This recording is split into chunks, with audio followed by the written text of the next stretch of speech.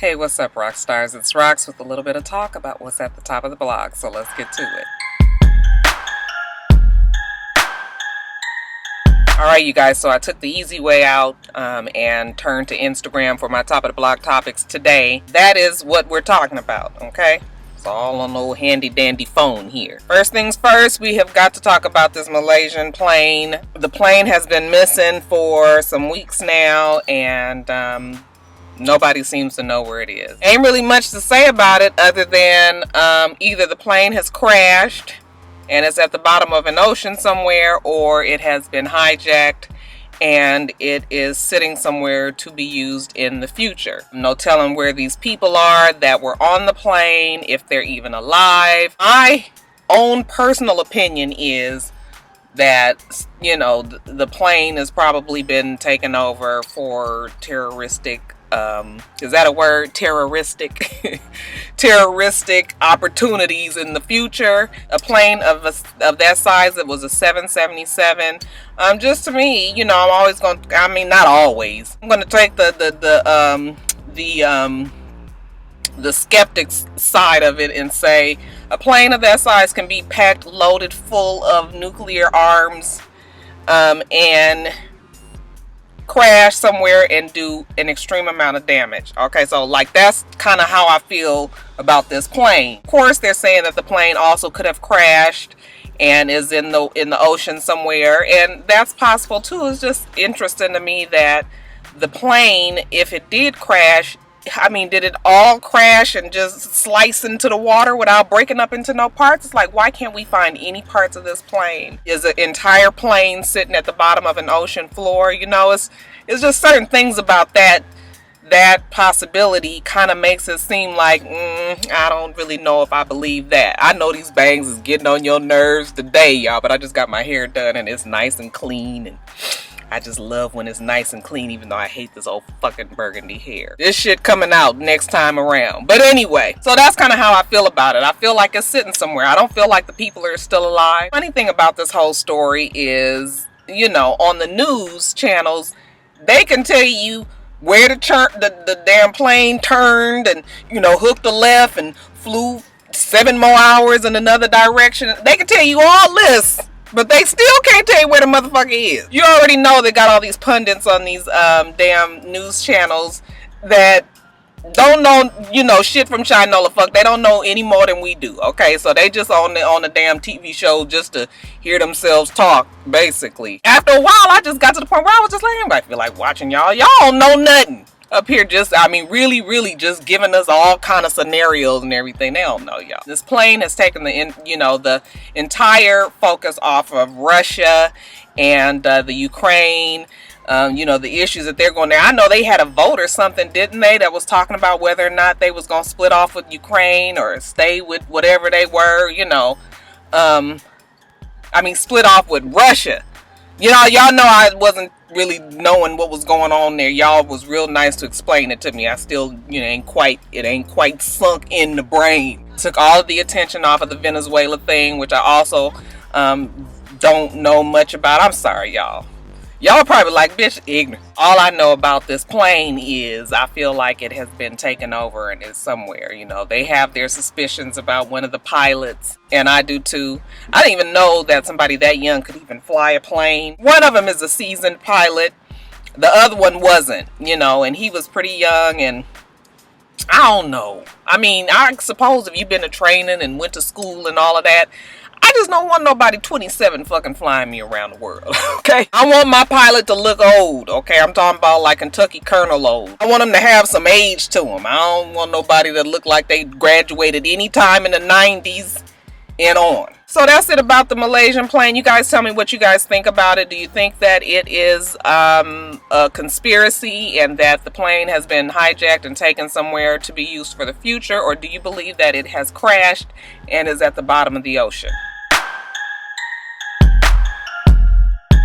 I'm just gonna go in order off of my the request on my phone. Okay, Chris Brown is in jail again. All right, you guys. I know I keep on saying I'm gonna retire Chris Brown from my top of the blogs, and then he just keep on making his way back in. Chris Brown, you know, we was all giving him high fives and you know, accolades about the fact that he was doing so well in his treatment. The judges were happy, the courts were happy, and everybody was feeling like, okay, now that he got his correct medication and all, you know, maybe he was on the road to success. I was kind of side-eyeing the whole situation, but then I also was like, everybody deserves a second chance, even though we've given Chris Brown about 7, 8, 9 chances. Seems that Mr. Chris Brown is back in jail and will be in jail for a month because he has violated some rules at his rehab, whatever the rehab that he was in. I think it was for anger management. They said that it had nothing to do with drugs or alcohol or anything like that, him abusing the rules as far as drugs and alcohol is concerned.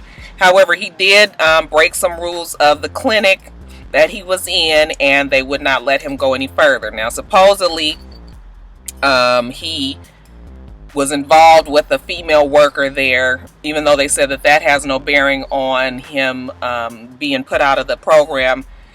I guess that was when they first originally warned him and said that he's not to have any contact with any females. They gave him some sort of footage that he couldn't come into contact with them. And, you know, gave him a bunch of other little rules that he needed to adhere to. So, evidently, you know, Chris Brown couldn't adhere to the rules. He was rubbing on somebody's elbows and kneecaps and wrists or something, holding folks' hands, holding women's hands or something like that. And, you know, that was against the rules. And they also said that in a group session, your boy Chris, you know, he went off and said that, you know, he's good with guns and knives and shit. And I guess people felt like he was threatening them in a low-key kind of way. And they weren't too comfortable with, you know, I guess if you in anger management, you talking about guns and knives, and, you know, maybe that ain't the time and place to do it. So they put Chris Brown out of the program, and the judge, who is so fed up with the whole thing, put his ass back in jail and said, you will stay in jail until you go to court in Washington, D.C. over the, you know, incident that happened, Howard's homecoming weekend. Was it Howard? Yeah, I think it was Howard's homecoming weekend when he, you know, hit the guy trying to get on the bus or whatever. Some people are upset about it, saying that it's too harsh, that, you know, Chris Brown has been put out of a program just for touching somebody's elbows and, you know, wrist or whatever. I think that the bigger picture here is the fact that he just won't follow the rules, okay? It's not nothing so minor as him touching somebody's elbow or wrist, but it's just the fact that we told you don't do this shit, okay? And you just gonna keep on continuing on. You know how when you got a little baby and you keep on telling them over and over, don't touch that, don't touch that. And they just test you over and over again. And finally you got to whoop their ass, right? Okay, so this is what the judge did, okay, on a legal term. He can't go and whoop Chris Brown's ass, obviously. So he has put him in jail. And they say that Chris Brown is in solitary confinement. He's confined 23 hours a day. I think they said he gets an hour out on the yard. So, you know, we will look forward to a prison swole, you know, Chris Brown. Maybe he get to get on the yard and lift weights or whatever. Yeah, y'all. I mean, Chris Brown at this point, I just, you know, I ain't even gonna say I feel sorry for him. I ain't gonna say I got hope for him. I'm just, Chris Brown is just Chris Brown. Whatever the fuck Chris Brown want to do on any given day is just what he do. Okay, so that's that. Chris Brown is in jail until at least until the end of April, somewhere around the last week or third week of April. Goes back to court on that case, and then, you know, we go from there. So y'all, I'm sure I'll be telling y'all a little bit more about Chris Brown in the future. This happened, I guess, a week or so ago, and yeah, it was a terrible thing. I guess they said that there was a gas leak and it caused the building to blow up, and I guess they said 2 buildings went down. Y'all don't quote me because I didn't really look it up. I did actually go on to, I think it was CBS.com. They actually had the video footage of it because I guess across the street there was a restaurant or something that had the, you know, the video of, not exactly trained on the building itself, however, had it like right on the street.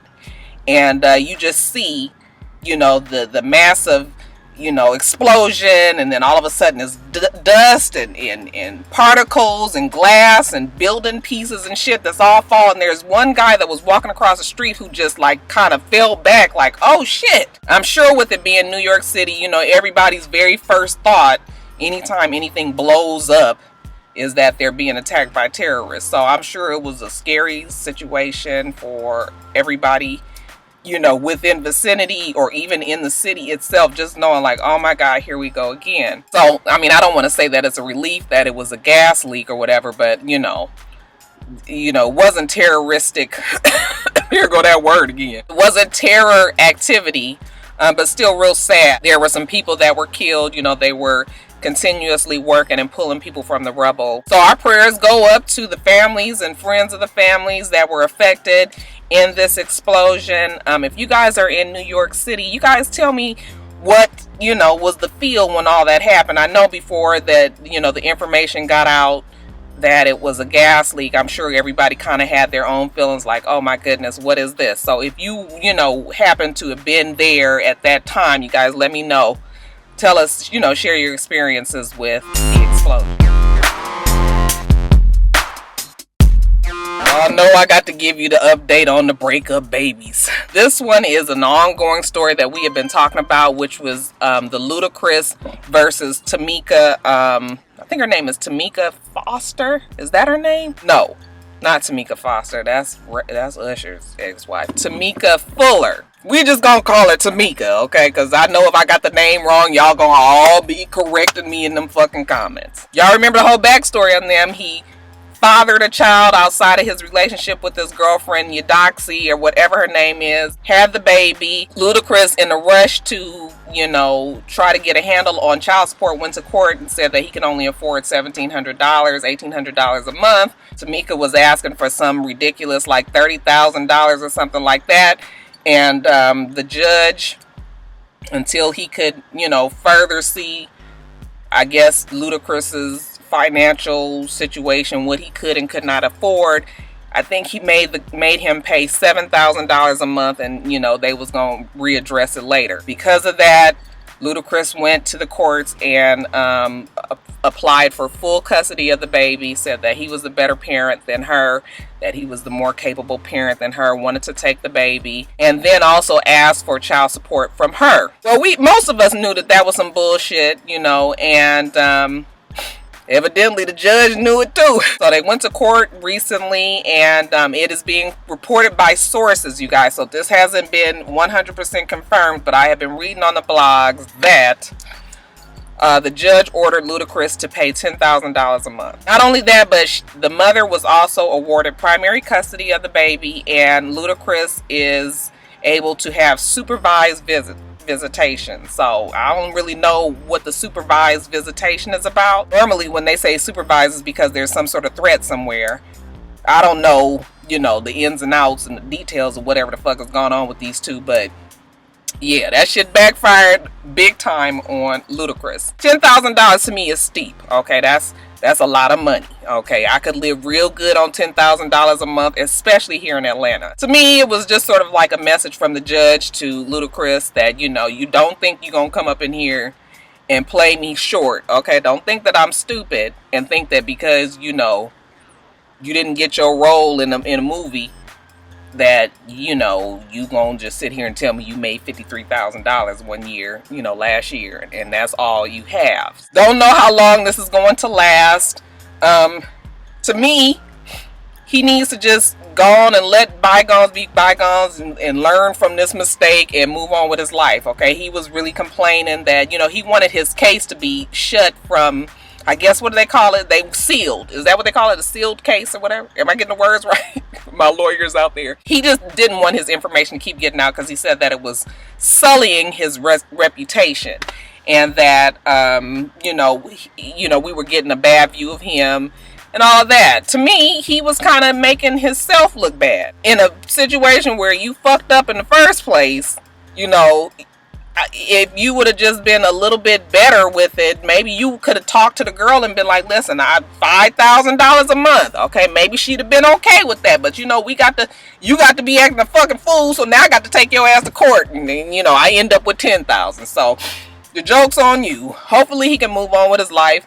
His girlfriend posted something on Instagram the other day saying how she's looking forward to this next chapter and everything. And maybe these two can finally get married and have children of their own so he ain't got to go fuck somebody else and have one. Now, I asked you guys the other day, did you rush out and get Flatline, Porsha Williams' new single? Well, did you? I still haven't heard the whole thing in full. Now, like we have all mentioned, it is definitely a studio song, and you know, they may have touched up her vocals or whatever. I mean, we can all sound good if we get up in the studio and the engineers do their magic on our vocals. The real test, of course, is if you can sing live. So Porsha Williams has been on, she's going around and trying to promote her song Flatline, and I guess an album that she's gonna make in the future. She's about to film the video for it this weekend, and you know, she's real excited. So she's up in New York. She was on 106 in Park last night, and she also was on Bethany. I didn't see the episode. I've only seen a clip on it actually on Mrs. Diva Likes Instagram page, where they actually have her sing a portion of the song live. Again, I didn't feel like it was all that horrible. Definitely, you know, when you get music behind you, it's hard to sing a cappella, first of all. You don't have the comfort of leaning on notes that are behind you, music that's behind you. So, to me, you know, I ain't really trying to be, you know, shady as shit. Like, I don't think that, you know, she fixing to come out as the next, you know, Whitney Houston. I don't think that she is about to break any records. I don't think that she's about to wow us and, you know, all of this. Her acapella is nothing to die for. It wasn't all that horrible like everybody was making it out to seem, but it wasn't nothing like I was like, girl, you did that. No, we ain't fixing to say that. It's just whatever. Okay, she's definitely, you know, gonna ride this wave because she's on Real Housewives of Atlanta, and that's really the only reason why people have even bothered to, you know, try to even listen to what she's saying, because otherwise it is not, I mean, it's like not even Ashanti level, okay? And, you know, no shade to Ashanti, but who the fuck out there bought Braveheart? I can't even be bothered to fuck around with looking at that CD at the store, so I know I ain't buying that shit. But I mean, she ain't on no kind of level. It's just the fact that her popularity is where it is right now. She's smart enough to, you know, try to capitalize on that. The real test will be, you know, if she gets an album out and if she gets more songs out, and, you know, if the songs are good or whatever. But yeah, I didn't think she did all that horrible on Bethany. It was just like whatever, okay? You know, she was trying to, you know, emote and give you some emotion and, you know, give you some all of this, and, you know, maybe she didn't need to be yelling and screaming like that, and then tried to bring it back, you know, Mariah Carey style, you know, how she'd get real loud and then she'd get her baby soft voice. Yeah, that wasn't really what we was talking about, Porsha. But other than that, I was just like, I mean, she don't sound no worse than anybody else on the fucking radio right now. Shit, can't too many people sing. Hell, everybody, I kind of give her some props for getting even up there and trying to do shit acapella. Y'all, that acapella shit is rough, especially when you got nerves in it and everything. You know, you got a lot to prove. So that's whatever. Okay, y'all let me know. I know y'all gonna rip the poor child apart down there in them comments, but y'all go easy on Porsha. It wasn't all that bad. Not real sure what the fuck is wrong with Nick Gordon. Nick Gordon is the new husband of Bobbi Kristina. Y'all know the nigga just been posting shit and saying shit, and he just so out of pocket and wrong and foul. And I have been saying for a long time somebody need to beat his ass. So we got the Houston family to thank for that. Evidently the Houston family was having some sort of black tie event, and everybody knew that they needed to dress up for this event.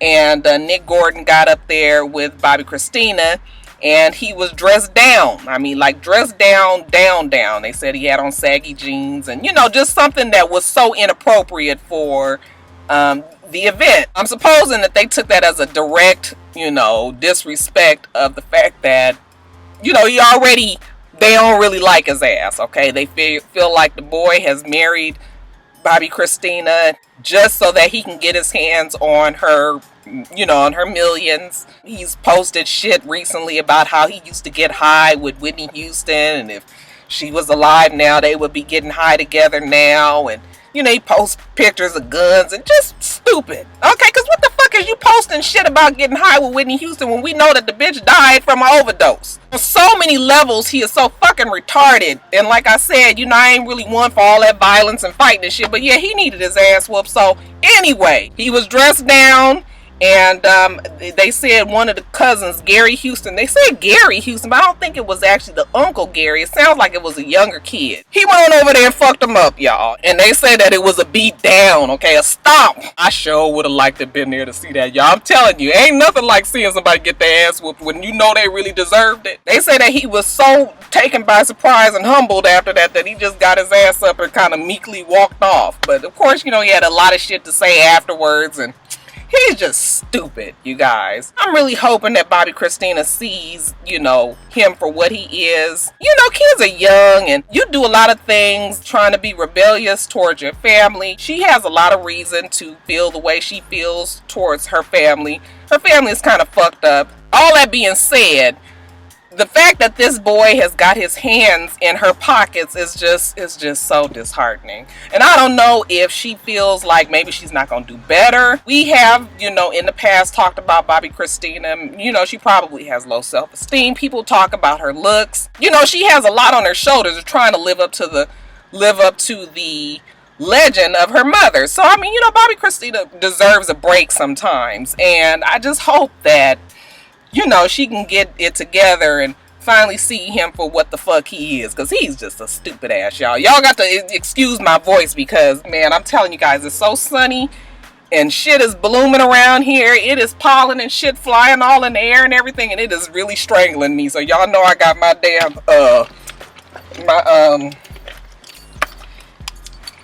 cause y'all ain't fucking fixing to kill me today, okay? That's the 411 on Nick Gordon. Got his ass whooping, deservedly so.